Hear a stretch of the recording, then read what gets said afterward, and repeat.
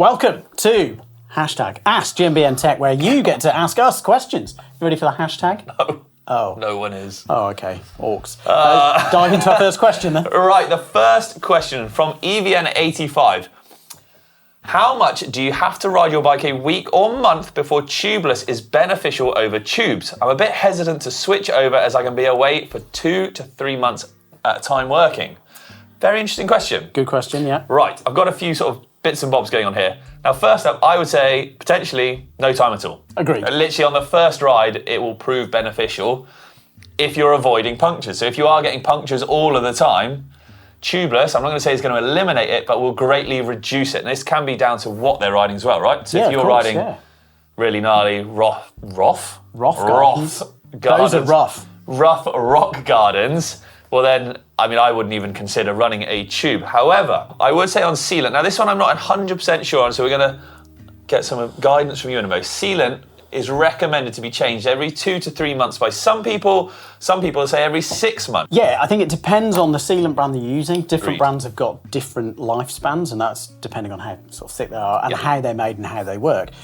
Also depends on, your altitude and climatic conditions, which sounds overly dramatic, but if you live somewhere where it's hot and humid versus very dry, the sealants can dry out at different rates. So, there's no fixed answer on that one, but the advantages are huge. I think they still outweigh. And last but not least then, obviously the faff of changing a tyre with sealant in can be annoying. It can be a messy, sort of bit of an horrible job. It's not the end of the world. I don't think it's as bad as what it used to be. Certainly when you're just putting sealant through valves and things like that. Yeah, no, and there's a no mess technique video out there, which we'll put in the link below. Yeah. So it doesn't have to be a nightmare. It's good. I would say make the switch. Yes. Okay, exciting question here from Enrico Guzzini. Good question here. I have an Enduro bike with flat pedals. The sole of my right shoe is wearing out more than the left one. I ride left foot front, so left foot forward. Is this normal, or is this a sign of bad posture and stance? Bit of a puzzle for us. A puzzle that we can solve, Owen. Excellent. Yes. So this could be a sign of sort of weighting your back foot more than your lead foot. So obviously if your riding style potentially is over the back of the bike quite a lot, you're going to weight that rear right foot more than you would the front left. Again, on top of that, potentially posture related, you might be slightly on the piss, shall we say. So if you are, then you are again weighting up that right foot slightly more than the left, I would say.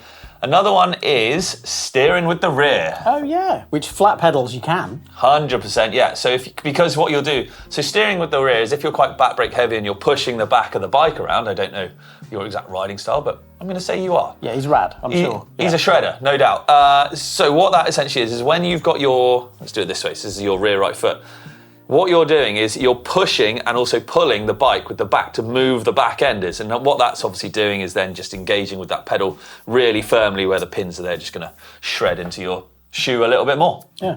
So not a bad sign at all. No, it's not a bad thing. No. You're ripping. Yeah, exactly that. Yeah, not a bad thing at all. It just means that that's your potential style of riding. Enjoy. Right, question number thrice from R. Blakemore. Not R. Blake, is it? Yeah, it could be. Maybe it is. More of him. So yeah, always good. Blimey. Right, he wants to know, my RockShox Reverb dropper post has a small amount of movement when fully extended. Is this normal or should I be looking to have it serviced? P.S. Thanks for super nicing my black on tan wall tyre orange crush a few weeks ago. I wasn't there, but... I'm not sure I was, but... You're welcome. Tan wall tyres, always a super winner. Nice, yeah. Now that small amount of play is actually, after doing a bit of research, quite a common thing, and there is a legit SRAM tech video on how to fix it, linked in the description down below.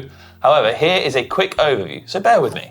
I'm going to assume it's not an access one here. It's you haven't said it's an access, so I'm going to assume it's a standard reverb. So basically, step 1, press the remote to fully extend the post and take off the saddle.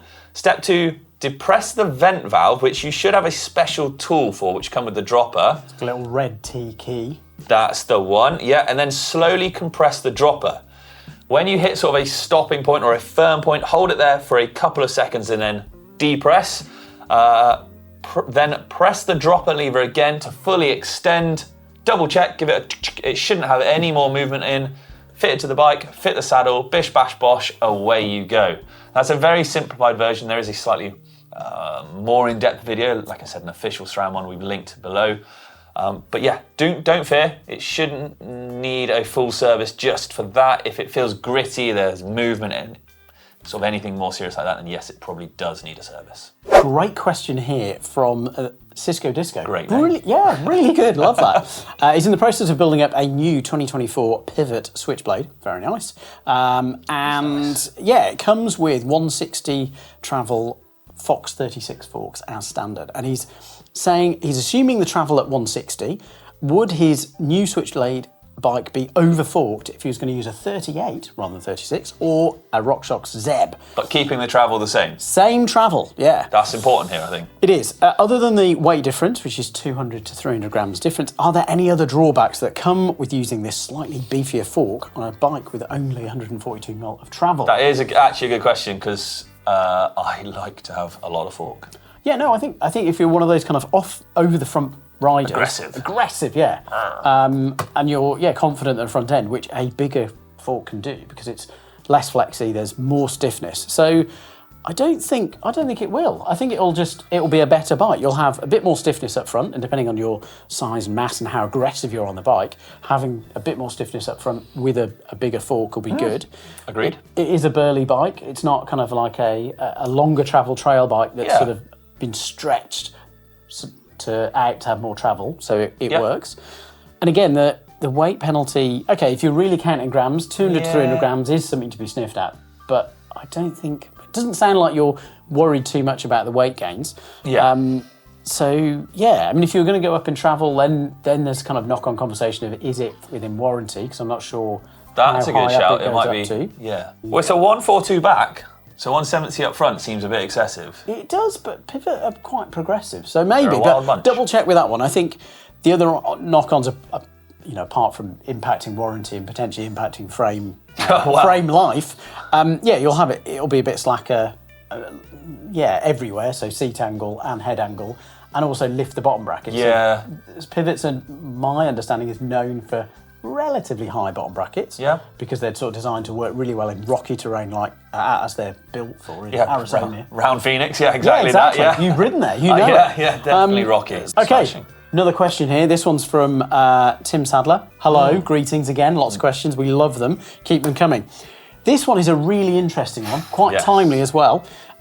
Should you be able to race prototype bikes and parts at World Cup races, or obviously other races too, or should all the bikes and components be available to buy? Just wondering where you see the balance between hype, safety, thinking of someone's crash fairly recently, and fairness, I guess, accessibility to racers. So yeah, it's a good question.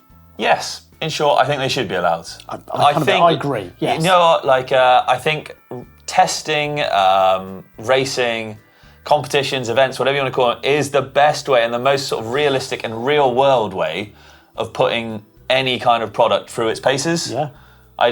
You can't replicate that really. Like, you know, lab testing, really good. It can simulate various forces in controlled manners. I mean, look at the 5Dev vid I just did where they had, basically we bent one of their cranks to 90 degrees and it pinged back. Like, wow. So you can't simulate something like that in a race, but all the other various forces and things that act upon it can't really be done in a lab. On the Bernard sort of thing, I'm assuming you're talking to, where the front end gave way? I think that's what Tim's we're probably alluding to. Yeah, like, you know, that bike had a hard life before. It's done hard line. You know, it's very hard. You can't just keep sending bikes back and forth all the time. Sometimes they have to go to breaking point. Unfortunately, his just happened on camera. Yeah. Not a good time. Kind of these things happen, sadly. It was just unfortunate. But do you know what? Other manufacturers, Jim Monroe, absolute shredder for Atherton bikes. He'd been out in New Zealand all winter. He rides a bike manufactured in a similar way. Unfortunately, these things do have to be tested and these things do happen. So, I do genuinely think that they should be allowed to race. I think that's the best way of testing. I think that it makes us all have better bikes. Yeah, I think that's agreed. one of for me, the big things about racing is that we get better tyres, we get better brakes, we get better suspension. Yeah. Because we've got amazing races. It's just R&D and development, right? Yeah, it is. Yeah, it is.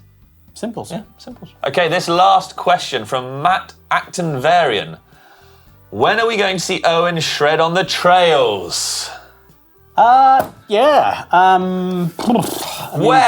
Yeah. This is a good question. I'm throwing you on the spot. Often shredding the gnar. Me and Remy Metier are always shredding. We're entering the gnar. I guess soon. We do want to see you on the trails. We want to lure you out on some GMBN shoots out and from stuff. this tech set. Out from in here. Into the real world. Natural light. Not convinced by that natural light. No, it's all controlled here. It's much more soon. I guess It is coming though. Yeah, it will do, definitely. I mean, there is actually even a propane tie out of shot here with your name on, isn't it? Well, it hasn't actually got your name on. No, not yet, but yeah. But yeah, it's coming. Yeah. It's coming. But that's our last question. Amazing. Brilliant. Crinkly. So, use the hashtag Ask GMBN Tech. You don't have to use that bit, but you have to type in hashtag Ask GMBN Tech. Put them in the comments below of any of our videos, whether they be on GMBN or GMBN Tech, and we will answer them. Or EMBN. EMBN as well, Yeah. Throw some EMBN questions Yeah, no, we in are there. EMBN enabled. Electric here. friendly. We are electric friendly, so wow. this is a safe space for the electrics. See ya.